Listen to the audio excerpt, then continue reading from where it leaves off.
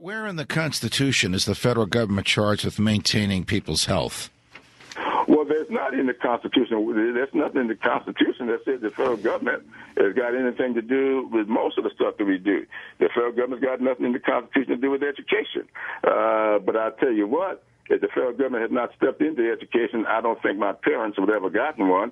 My father was denied a high school education because of state law. The federal government had to step in and say, you cannot do that to African Americans. Well, it was the federal courts that stepped in. Thanks be to God that caused you to get the education you did. But if the Constitution doesn't authorize the federal government to have a Department of Education or to take care of people's health care, what's the sense of having it? You took an oath to uphold the Constitution. You can't go outside the Constitution because you think it's a good thing to do without violating that oath. How about show me where in the Constitution it prohibits the federal government from doing this? Well, the 10th Amendment says that which we don't give you, the powers that the states haven't given to the feds, are retained to the states.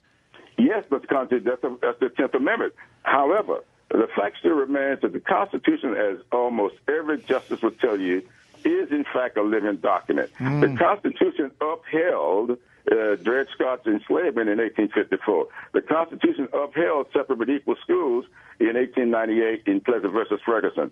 But the Constitution moves with us through time and space. It is a living document that we all must adopt to the times within which we live.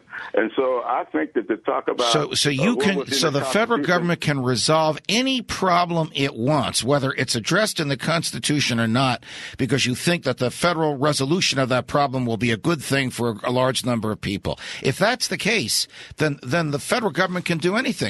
You might as well not even take an oath to the Constitution. Why don't you provide me with food and housing as well as health care?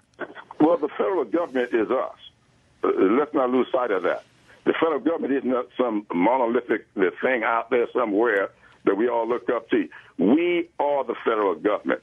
You and me, or you and I are the federal government. So let's make sure that we keep that in mind. Right. So this whole thing about the federal government is some monster out there.